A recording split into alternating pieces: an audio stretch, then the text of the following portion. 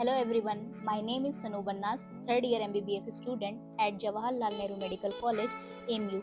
This video is all about community medicine posting. MBBS के पूरे 5.5 years में हम लोग 19 सब्जेक्ट्स पढ़ते हैं और ऑलमोस्ट सभी सब्जेक्ट OPD बेस्ड होते हैं और सब सब्जेक्ट में हम लोग डिजीज पीपल को ट्रीट करते हैं।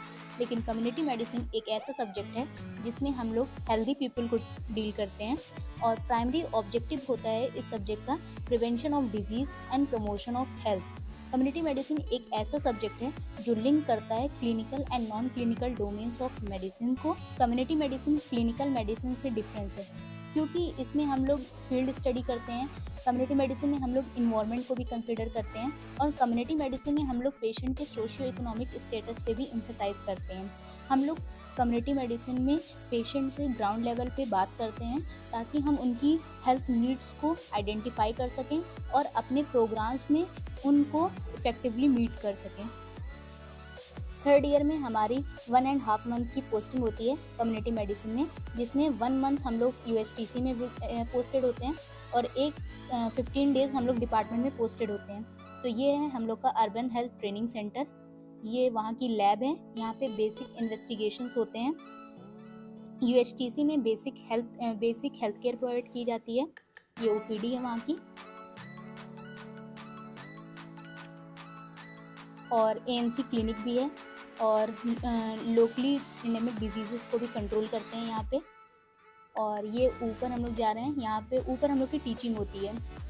ये जैसे कि आपको दिख रहा है सामने वाला इम्यूनाइजेशन क्लिनिक है, यहाँ पे बच्चों को टीका लगता है। और ये हमारा टीचिंग रूम है, 9 to 12 हमारी यहाँ पे टीचिंग होती है।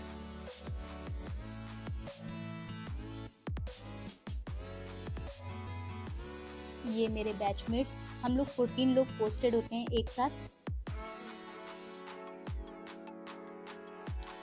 कम्युनिटी मेडिसिन में सबसे इम्पॉर्टेंट होती है अटेंडेंस, क्योंकि यहाँ पे 75% एटलीस्ट अटेंडेंस तो मस्ट है, वरना एग्ज़ाम देने नहीं दिया जाता। और यहाँ पे कोई भी मतलब प्रॉक्सी वगैरह नहीं लगती है, तो हम लोग को खुद जाके ऊपर साइन करना पड़ता है। तो अभी हम लोग जा रहे हैं अपनी साइन करने। कम्युनिटी मेडिसिन वाले अटेंडेंस को लेके बहुत सीरियस होते हैं, हम लोग के कॉलेज में तो बहुत सीरियस है।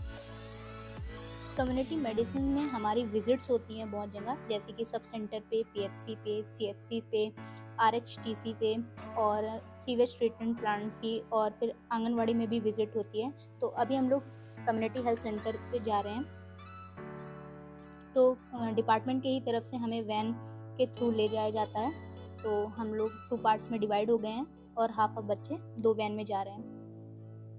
जो सामने बिल्डिंग दिख रही है वो है सामुदायिक स्वास्थ्य केंद्र यानी कि कम्युनिटी हेल्थ सेंटर, जो कि 1,20,000 पॉपुलेशन पे एक CHC होता है एक प्लेन एरिया पे, और हिली एरिया पे 80,000 पॉपुलेशन पे एक कम्युनिटी हेल्थ सेंटर होता है।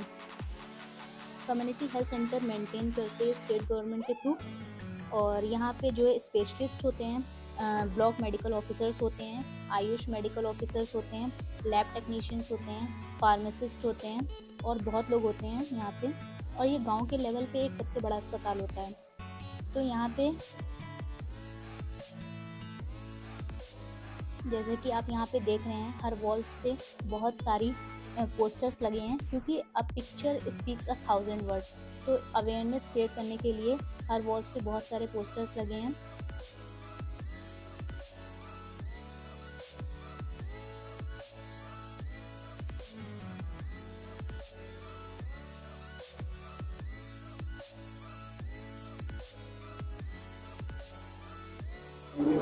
तो वहाँ पे ILR लगे हुए हैं, डीप फ्रीजर लगे हुए हैं। ILR के अंदर मेनली वैक्सीन लगी जाती हैं और डीप फ्रीजर के अंदर आइस पैक बनाए जाते हैं जिसमें वैक्सीन ट्रांसपोर्ट होती है। और वो जो है एक लॉगर लगा हुआ है, वो लॉगर नेट से जुड़ा हुआ है।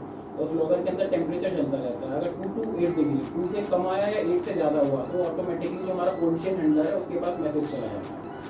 तो सर जो है मेडिकल सुपरिटेंडेंट थे, ऑफिसर थे, सर ने हम लोग को पूरे CHC की फंक्शनिंग बताई और कितनी केटर करती है पॉपुलेशन को, और वहाँ की बेसिक स्ट्रक्चर बताया।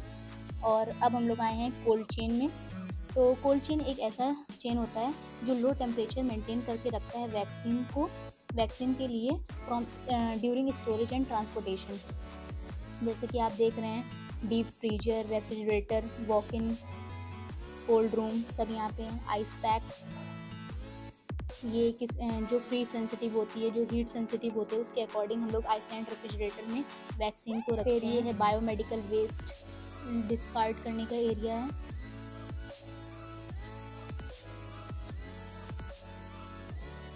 ये कोविड टेस्टिंग, यहाँ पे कोविड सैंपल लिए जाते हैं।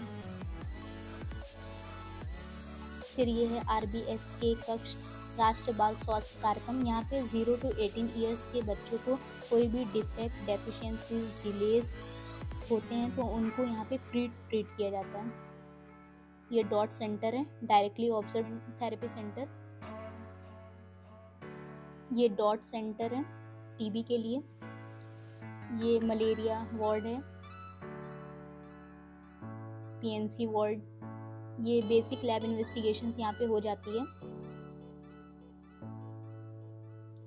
तो कम्युनिटी हेल्थ सेंटर की विजिट्स हम लोग की पूरी हुई। अब हम लोग नेक्स्ट विजिट पे जाएंगे RSTC में, रूरल हेल्थ ट्रेनिंग सेंटर। फिर सर हम लोग को यहाँ पे बताई यहाँ की फंक्शनिंग। RSTC की लैब, यहाँ पे बेसिक लैब इन्वेस्टिगेशंस होती हैं। ऑटोक्लेव मशीन, ये टीचिंग के लिए रूम था। डेंटल OPD,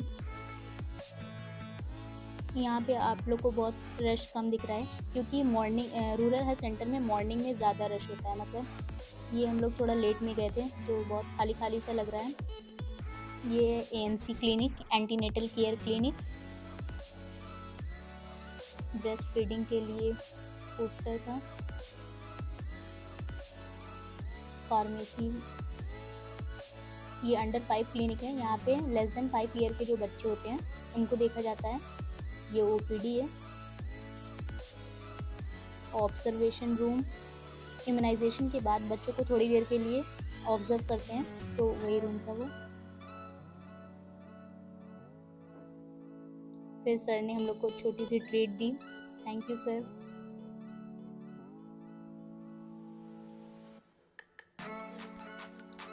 ये है sewage treatment plant of AMU।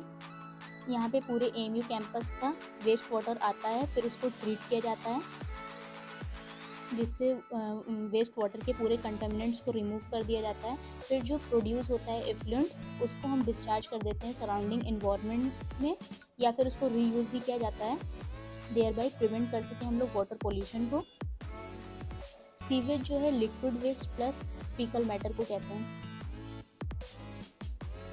Sewage treatment plant के बारे में हम लोग ने 11th-12th में भी पढ़ा था कि जो है सीवेज को डिफरेंट प्रोसेसेस के थ्रू ले जाते हैं। जैसे कि पहले होता है प्राइमरी ट्रीटमेंट, फिर सेकेंडरी ट्रीटमेंट होता है, फिर टर्शियरी ट्रीटमेंट होता है। तो सबसे पहले सीवेज को स्क्रीनिंग होती है, फिर वो ग्रिड चैम्बर से पास होता है, फिर एक प्राइमरी सेडिमेंटेशन टैंक में जाता है। तो इतने प्रोसेस को प्राइमरी ट्रीटमेंट कहते हैं। फिर प्राइमरी ट्रीटमेंट के बाद वो सेकेंडरी ट्रीटमेंट में जाता है। सेकेंडरी ट्रीटमेंट में उसे सेकेंडरी सेडिमेंटेशन टैंक में ले जाते हैं। फिर जो फाइनल लिक्विड वेस्ट जनरेट होता है उसको हम एग्रीकल्चर में यूज़ कर लेते हैं, जिससे वेस्ट प्रोडक्शन तो नहीं होती। फिर आप देख सकते हैं कि पहले कितना कंटामिनेटेड वाटर था और उसके बाद जो वाटर एकदम थोड़ा क्लीन हो गया है।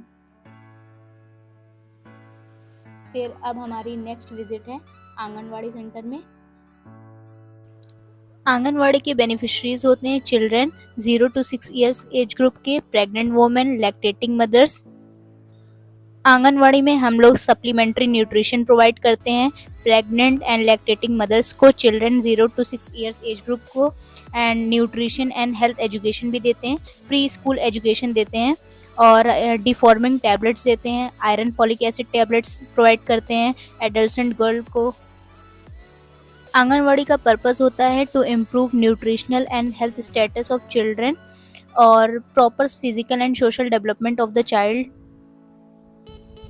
गवर्नमेंट की तरफ से आंगनवाड़ी में कुछ फूड डिस्ट्रीब्यूट होते हैं, जैसे कि दाल हो गई, ये सारे फोर्टिफाइड फूड्स होते हैं, और ऑयल्स भी डिस्ट्रीब्यूट होते हैं प्रेग्नेंट लैक्टेटिंग मदर्स को और चिल्ड्रंस को।